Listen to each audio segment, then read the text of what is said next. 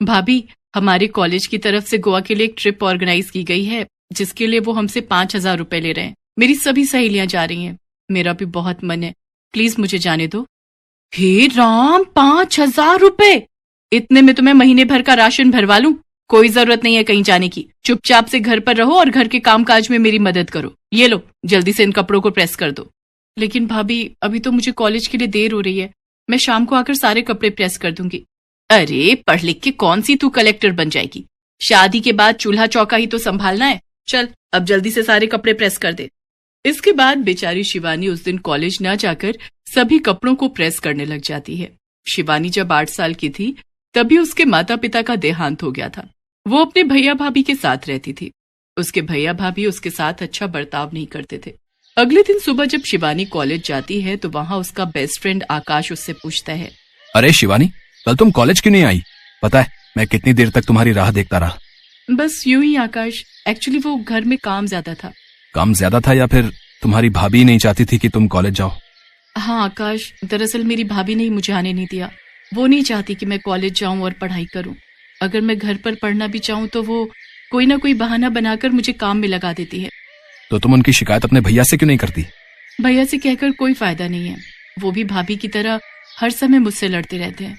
अपनी शादी से पहले तो वो मुझे बहुत प्यार करते थे, लेकिन जब से भाभी उनकी जिंदगी में आई है तब से वो बिल्कुल ही बदल गए। शिवानी का उदास चेहरा देखकर आकाश दुखी हो जाता है, क्योंकि वो शिवानी को दिल ही दिल में बहुत चाहता था। लेकिन शिवानी इस बारे में कुछ नहीं जानती। फिर तभी कॉलेज की बेल बजती है और आकाश हंसते हुए शिवानी से कहता है, अरे जल्दी चलो, त्रिपाठी सर का लेक्चर शुरू होने वाला है। अगर देर हो गई ना तो उनका बर्ताव हमारे लिए खराब हो जाएगा। इसके बाद शिवानी और आकाश जोर जोर से हंसने लगते हैं और लेक्चर अटेंड करने के लिए क्लास में चले जाते हैं। ऐसे ही कुछ दिन बीत जाते हैं। फिर एक दिन आकाश शिवानी को अपनी कार में उसके घर छोड़ने चला जाता है, लेकिन गाड़ी से उतरते हुए नैना उसे देख लेती है और शिवानी के घर पहुंचते ही कहने लगती है, ये कोई वक्त है घर आने का? तुम्हारे अंदर कुछ शर्म बची है या नहीं? भाभी, आप इतना नाराज क्यों हो रही हो? 1 घंटा ही तो लेट हूँ। आप तो ऐसे चिल्ला रही हैं जैसे 2 दिन से कहीं गायब हूँ। मुझसे जुबान लड़ाती हो? अगर आज तुमसे 1 घंटे का हिसाब नहीं लिया ना तो कल से 2-2 दिन भी गायब रहने लगोगी। अब जो मैं पूछ रही हूँ उसका सीधा सीधा जवाब दो। भाभी, कल से मेरे एग्जाम शुरू होने वाले हैं तो लाइब्रेरी में बैठकर पढ़ाई कर रही थी। घर पर तो आप मुझे पढ़ने नहीं देती, किसी न किसी काम में लगाए रखती हैं। अच्छा बेटा, जुबान तो कैंची की तरह चलती है तुम्हारी। आखिर कौन था वो लड़का जो तुम्हें यहाँ छोड़ने आया था? वो मेरे कॉलेज में मेरे साथ ही पढ़ता है। आज पढ़ाई के चक्कर में थोड़ा लेट हो गई थी, इसलिए वो मुझे घर ड्रॉप करने आया था। आजकल बड़े पंख लगे हुए हैं तुम्हारे। आज किसी के साथ रात को घर आई हो, कल किसी के साथ शादी करके आ जाओगी, तो क्या इज्जत रह जाएगी हमारी? आने दो तुम्हारे भैया को, उन्हें भी तो पता चले क्या गुल खिला रही है उनकी बहना। शिवानी नैना को समझाने की बहुत कोशिश करती है कि जैसा वो सोच रही है ऐसा कुछ भी नहीं है, लेकिन नैना शिवानी की एक नहीं सुनती और अपने पति मयंक के घर आते ही शिवानी के खिलाफ उसके कान भर देती है। अगली सुबह शिवानी जैसे ही तैयार होकर कॉलेज के लिए निकलने लगती है, तभी मयंक उसे रोकते हुए कहता है, शिवानी, आज से तुम कॉलेज नहीं जाओगी। लेकिन क्यों भैया, आज तो मेरा एग्जाम है। अरे बहुत कर ली तुमने पढ़ाई, अब घर पर रहकर घर के कामकाज सीखो। इससे पहले कि तुम हमें कहीं मुंह दिखाने लायक नहीं छोड़ो, उससे पहले ही हम तुम्हारी शादी कर देंगे। शादी? इतनी जल्दी भैया? नहीं भैया, जब तक मैं पढ़ाई पूरी नहीं कर लेती तब तक मैं शादी नहीं करूंगी। शिवानी, तुम्हें पता है ना, मैंने एक बार जो फैसला ले लिया सो ले लिया। कल शाम तुम्हें देखने लड़के वाले आ रहे हैं, तुम तैयार रहना, हम जल्द ही तुम्हारी शादी कर देंगे। शिवानी अपने भाई को समझाने की बहुत कोशिश करती है, लेकिन मयंक उसकी बिल्कुल नहीं सुनता। और उधर कॉलेज में बैठा आकाश कब से शिवानी की राह देख रहा होता है। एग्जामिनेशन हॉल में शिवानी के न आने के कारण आकाश भी वहां से बिना पेपर दिए ही चला जाता है। एग्जाम खत्म होने के बाद शिवानी और आकाश की दोस्त निधि आकाश के पास आकर बैठती है और उससे कहती है, आकाश तुम पागल हो गए हो क्या, जो बिना पेपर दिए आ गए? निधि यार, आज शिवानी कॉलेज नहीं आई, मुझे कुछ ठीक नहीं लग रहा। क्या तुम उसके घर जाकर पता कर सकती हो कि आखिर बात क्या है? हाँ, क्यों नहीं, चली जाऊंगी मैं, लेकिन ये तो बताओ, जब तुम शिवानी से इतना प्यार करते हो तो उसे बोल क्यों नहीं देते? हाँ, तुम सही कह रही हो। अच्छा, उसको जाकर बोलना कि कल सुबह मुझे पहाड़ी वाले मंदिर पर मिले। इसके बाद निधि सीधा शिवानी के घर जाती है और उसे आकाश का मैसेज दे देती है। अगले दिन सुबह शिवानी आकाश से जाकर मंदिर में मिलती है और रोते हुए उससे कहती है, आकाश, मेरे भैया भाभी जबरदस्ती मेरी शादी एक अनपढ़ तलाकशुदा मर्द के साथ कर रहे हैं, और तो और उसके 2 बच्चे भी हैं। क्या? लेकिन वो ऐसा क्यों कर रहे हैं? क्योंकि उसके पास बहुत पैसे हैं और उन्हें लगता है कि अगर मेरी शादी अमीर घर में हो जाएगी तो उन्हें भी किसी चीज की कमी नहीं होगी। निधि ने मुझे सब बता दिया है और अब इस दलदल से निकलने का सिर्फ एक ही रास्ता है कि तुम अपने भैया भाभी का घर छोड़ दो। लेकिन फिर मैं कहाँ जाऊंगी? भैया के अलावा इस दुनिया में मेरा है ही कौन? तुम मेरे घर चलो शिवानी, मैं सच कह रहा हूँ, मैं तुम्हें कभी किसी चीज की कमी नहीं होने दूंगा। लेकिन आकाश, तुम्हारे घर पर इस तरह रहना लोग क्या कहेंगे? तुम्हारे घर वाले क्या सोचेंगे? नहीं, मुझे ठीक नहीं लग रहा। शिवानी, आज हम मंदिर में खड़े हैं और मैं भगवान के सामने तुमसे कुछ भी झूठ नहीं कहूंगा। मैं तुम्हें बहुत प्यार करता हूँ और जिंदगी भर तुम्हारे साथ रहना चाहता हूँ। क्या तुम मुझसे शादी करोगी? शिवानी, मैं भगवान को साक्षी मानकर उम्र भर तुम्हारा साथ निभाने का वादा करता हूँ। तुम्हें हर हाल में खुश रखूंगा और हमेशा तुम्हारा साथ दूंगा। आकाश की बात सुनते ही शिवानी दंग रह जाती है और कुछ कह पाती है उससे पहले ही आकाश कुमकुम उठाता है और उससे शिवानी की मांग भर देता है। आकाश की बातों ने शिवानी का मन भी जीत लिया। शायद उसे जिंदगी में पहली बार किसी ने इतना प्यार दिया था और वो राजी खुशी आकाश के साथ मंदिर में अग्नि को साक्षी मानकर शादी कर लेती है। शादी करने के फौरन बाद शिवानी आकाश के साथ अपने घर पहुंचती है तो उसकी भाभी उसको देखते ही जोर जोर से छाती पीटने लगी। हाय राम, ये क्या कर डाला इस लड़की ने, हमें कहीं मुंह दिखाने लायक नहीं छोड़ा। जिस बात का डर था वही हुआ, इस लड़की ने हमारे मुंह पर कालिक पोत दी। अच्छा, जब तुम पैसों की खातिर मेरी उस तलाकशुदा बच्चों के पिता से शादी करवाने जा रहे थे तब कुछ नहीं, और अगर मैंने अपनी पसंद के लड़के से शादी कर ली तो तुम्हारे खानदान की इज्जत मिट्टी में मिल गई। शिवानी, ये तुमने अच्छा नहीं किया। अब निकल जाओ मेरे घर से और फिर कभी मुझे अपनी शक्ल भी मत दिखाना। आज से तुम हमारे लिए मर गई। मर तो मैं आपके लिए उसी दिन गई थी भैया जिस दिन भाभी ब्याह कर इस घर में आई थी। बस ये बात कहने में आपको कई साल लग गए। इसके बाद आकाश शिवानी को अपने घर लेकर जा रहा होता है। तभी गाड़ी में बैठी शिवानी आकाश से पूछती है, आकाश, तुम्हें डर नहीं लग रहा? मुझे तो बहुत डर लग रहा है। ना जाने तुम्हारे मम्मी पापा क्या कहेंगे, पता नहीं वो हमारे रिश्ते को अपनाएंगे भी या नहीं। तुम घबराओ नहीं शिवानी, ऊपर वाले ने चाहा तो सब ठीक ही होगा। घर पहुंचते ही आकाश गाड़ी से उतरता है और शिवानी की तरफ का गेट खोलते हुए उसे बाहर आने के लिए कहता है। शिवानी घबराई हुई धीरे धीरे घर के दरवाजे तक जाती है तो देखती है कि एकदम से उनके ऊपर फूलों की बारिश होने लगती है और उसकी सास हाथ में आरती की थाल लिए खड़ी होती है। शिवानी ये सब देखकर दंग रह जाती है। आकाश के मम्मी पापा ने बहुत ही अच्छे से शिवानी का स्वागत किया और तोहफे के रूप में उसे सोने के गहने भी दिए। इसके बाद शिवानी और आकाश ने माता पिता के पैर छूकर उनका आशीर्वाद लिया। फिर शिवानी ने आकाश से पूछा, आकाश, अब तो बता दो ये सब क्या हो रहा है? तुम्हारे मम्मी पापा गुस्सा होने की जगह हमारी आरती उतार रहे हैं। मुझे तो कुछ समझ नहीं आ रहा। बताता हूँ बाबा, सब बताता हूँ।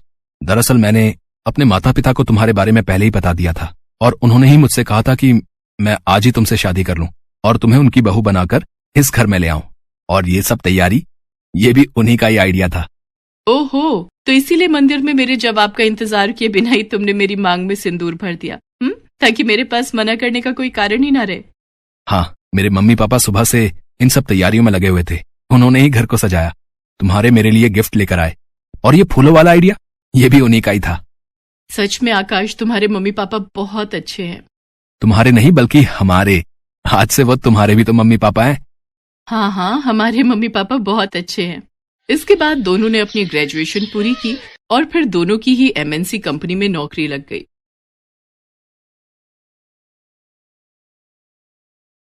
आज मौसम बड़ा खुशनुमा था। हल्की हल्की बारिश हो रही थी। राहुल की माँ पकौड़े तल रही थी। आज राहुल कई महीनों बाद घर जो आया था। वो दिल्ली में जॉब करता था। घर के हॉल में राहुल और उसके पापा बैठे क्रिकेट मैच देख रहे थे।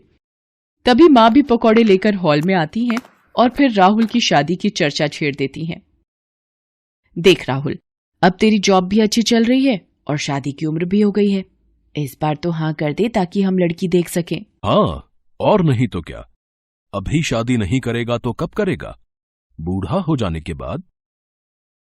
राहुल भी दिल्ली में अकेला रहता रहता थक चुका था। उसे भी साथी की जरूरत महसूस हो रही थी, इसलिए उसने भी शादी के लिए हाँ कर दी। माँ ने तो पहले ही एक लड़की पसंद कर ली थी। लड़की का नाम था नंदिनी। नंदिनी और उसका परिवार भी दिल्ली में ही रहता था और नंदिनी भी राहुल की तरह ही जॉब करती थी। ठीक समय पर बड़े धूमधाम से राहुल और नंदिनी की शादी हो गई। नंदिनी बहुत संस्कारों वाली लड़की थी। अपने सास ससुर को माँ बाप की तरह ही सम्मान करती थी। नंदिनी को पाकर राहुल और उसके माता पिता सब खुश थे। शादी के बाद 2 हफ्ते तो घूमने फिरने में ही बीत गए। फिर राहुल और नंदिनी लौट गए और उसके माता पिता गांव में ही रह गए। इस तरह 3 साल कैसे गुजर गए किसी को पता भी नहीं चला। राहुल और नंदिनी छुट्टियों और तीज त्योहारों में माता पिता से मिलने गांव आते रहते थे। इसी बीच राहुल ने देखा कि उसके माता पिता की उम्र ढल रही है। मम्मी पापा की तबीयत अब ठीक नहीं रहती। इनका अकेले इस तरह से यहां रहना ठीक नहीं। ये सोचकर उसने नंदिनी से कहा, नहीं, मैं मम्मी पापा को भी अपने साथ दिल्ली लाना चाहता हूं। हाँ, क्यों नहीं, ये भी तो उनका ही घर है। दोनों यहाँ रहेंगे तो उनकी अच्छे से देखभाल हो जाएगी। तुम उन्हें जितनी जल्दी हो सके यहाँ ले आओ। उस दिन नंदिनी के सास ससुर आने वाले थे। राहुल उन्हें स्टेशन लेने गया था। नंदिनी घर के बाहर खड़ी उनका इंतजार कर रही थी। तभी उसके बगल के फ्लैट में रहने वाली उषा वहां आई। अरे नंदिनी, ये इस तरह घर के बाहर खड़ी इतनी बेसब्री से किसका इंतजार कर रही है? आज मेरे सास ससुर आने वाले हैं। कितने दिनों के लिए? वो तो अब यही रहेंगे। क्यों अपने पांव पर कुल्हाड़ी मार रही है? सास ससुर के आने का मतलब है सारी आजादी का छिन जाना और बस दिन भर उनकी सेवा करती रहना। अच्छी तरह सोच लेना, ये जो गलती तुम करने जा रही हो उससे बाद में पछताना ना पड़ जाए। उषा इतना कहकर वहां से चली गई। वो 1 नंबर की दुष्ट और झगड़ालू स्वभाव की औरत थी। उसकी खुद के सास ससुर से कभी नहीं पटी थी, इसलिए अपने पति के साथ अलग रहती थी। पति से भी उसका अक्सर झगड़ा होता रहता था। आसपास के लोगों से भी उसकी नहीं बनती थी। सिर्फ नंदिनी से ही थोड़ी बहुत बातचीत हुआ करती थी उसकी। नंदिनी के सास ससुर आ गए। महीने 2 महीने तो सब कुछ ठीक चलता रहा, मगर धीरे धीरे उषा की बात नंदिनी के मन में खटकने लगी। वही सास ससुर जिन्हें वो अपने माता पिता की तरह प्रेम करती थी, अब उसे बोझ लगने लगे थे। उस पर उषा रोज आकर उसके कान भी भरती रहती। मैंने तो तुमसे पहले ही कहा था, अब भुगतो, अभी भी समय है, निकाल बाहर करो इस झंझट को अपने घर से और चैन से अपने पति के साथ रहो। अब तो नंदिनी और राहुल का रोज झगड़ा होता था। मुझसे नहीं सहा जाता है ये सब। 2 महीने हो गए हमें कहीं बाहर घूमने गए हुए। मैं इस तरह से नहीं रह सकती। आखिर मेरी भी कोई जिंदगी है। दिन भर ऑफिस का काम करो और फिर घर आकर तुम्हारे माता पिता की देखभाल करो। मुझसे नहीं हो पाएगा ये सब। पागल हो गई हो क्या तुम? वो मेरे मम्मी पापा है, कोई गैर नहीं। इस उम्र में जब उन्हें हमारी सबसे ज्यादा जरूरत है तो तुम कहती हो कि मैं उन्हें वापस गांव में मरने के लिए छोड़ाऊं। ऐसा नहीं हो सकता। तो फिर तुम बने रहो श्रवण कुमार, मुझसे ये सब नहीं होगा। मैं मायके चली जाऊंगी। हाँ, चली जाओ, यहाँ किससे परवाह है। उन दोनों का झगड़ा राहुल के माता पिता ने सुन लिया। पापा ने राहुल को बुलाया और कहा, हमारी वजह से अपने घर की शांति बिगाड़ने की कोई जरूरत नहीं है बेटा। हम लोग कल ही गांव चले जाएंगे। तुम हमारी फिक्र मत करना, हम लोग ठीक रहेंगे। राहुल ने मम्मी पापा को समझाने की बहुत कोशिश की, मगर वो लोग तैयार नहीं हुए और अगले दिन ही गांव के लिए निकल गए। बेचारा राहुल मन ही मन रोता रह गया। इस घटना के कुछ दिनों बाद जब नंदिनी ऑफिस में थी तब उसका मोबाइल बजा। दूसरी तरफ नंदिनी की माँ थी। वो रोते हुए बोली, हेलो नंदिनी बेटा। फिर माँ अचानक चुप हो गई। केवल उनकी सिसकियों की आवाज फोन पर आ रही थी। माँ की ये चुप्पी नंदिनी को बुरी तरह डराने लगी। हेलो माँ, तुम बोलती क्यों नहीं? सब ठीक तो है ना माँ? कुछ भी ठीक नहीं है बेटा। तेरे भैया और भाभी ने मुझे और तेरे पापा को घर से निकाल दिया है। दोनों सड़क पर मारे मारे फिर रहे हैं। तू जल्दी से इधर आ जा बेटा। मैं अभी आती हूँ माँ। नंदिनी झटपट जाने को उठती है। जाते समय राहुल को भी फोन कर सारी बात बता देती है और कहती है, तुम भी जल्दी से वहां पहुंचो, मेरा दिल बहुत घबरा रहा है। नंदिनी के माता पिता भी दिल्ली में ही रहते थे, इसलिए नंदिनी को उन तक पहुंचने में ज्यादा देर नहीं लगी। अपने माँ बाप को फुटपाथ पर मायूस बैठा देख जैसे नंदिनी के तन बदन में आग लग गई। उसने अपने माता पिता को उठाया और सीधे अपने मायके गई और बाहर से ही चिल्लाई, अरे ओ भाभी, शर्म नहीं आई तुम्हें? अपने बुजुर्ग सास ससुर को धक्के खाकर मरने के लिए छोड़ दिया तुमने सड़क पर। तुम होती कौन हो मेरे माता पिता को उनके ही बेटे के घर से निकालने वाली? तब तक नंदिनी के भैया और भाभी भी बाहर आ गए। अपने भाई को देखते ही नंदिनी का पारा और बढ़ गया और फिर वो चिल्लाते हुए बोली, और भैया तुम? शादी हुई नहीं कि माँ बाप को भूल गए? जिस माँ बाप ने इतने नाजों से इतनी मुश्किलें उठाकर पाला है तुम्हें, आज तुमने उन्हें बेघर कर दिया अपनी बीवी के कहने पर। उसकी इतनी बातें सुनने के बाद तो उसकी भाभी भी बोल पड़ी, हम ये सब तुम्हारे ही नक्शे कदम पर चलते हुए कर रहे हैं ननद जी। खुद तो जैसे तुमने बड़ी अन्नपूर्णा देवी बनकर अपने सास ससुर को अपनाया था ना। अरे खुद के सास ससुर तो 2 महीने भी बर्दाश्त नहीं हुए तुमको। मैं तो फिर भी कई सालों से तुम्हारे माँ बाप की सेवा करती आई हूँ। खुद के अंदर झांकती नहीं और चली आई दूसरों पर उंगलियां उठाने। नंदिनी का चेहरा शर्म से झुक गया। तभी वहां राहुल भी आ गया। वो राहुल से लिपट कर रोने लगी। मुझसे बहुत बड़ी भूल हो गई राहुल। अपने देवता जैसे सास ससुर से मैंने जानवरों जैसा व्यवहार किया है। भगवान मुझे कभी माफ नहीं करेगा। अभी नंदिनी रो ही रही थी कि अचानक वहां सब लोग हंसने लगे। नंदिनी को समझ में ही नहीं आया कि ये सब क्या हो रहा है। जिस दिन तुमने मेरे माता पिता को घर से निकाला था, उसी दिन मैंने तुम्हारे मम्मी पापा को फोन कर सारी बात बता दी थी। उन्होंने ही ये सब प्लान बनाया था ताकि तुम्हें एहसास हो सके कि तुमने गलत किया है। नंदिनी अपनी मम्मी से लिपट गई और बोली, थैंक यू मम्मी, आपने मेरा घर बचा लिया। फिर नंदिनी राहुल के साथ गांव गई और अपने सास ससुर के पैरों में गिरकर उनसे माफी मांगी और फिर उन्हें लेकर दिल्ली आ गई। अब उसके घर में कोई झगड़ा नहीं होता था।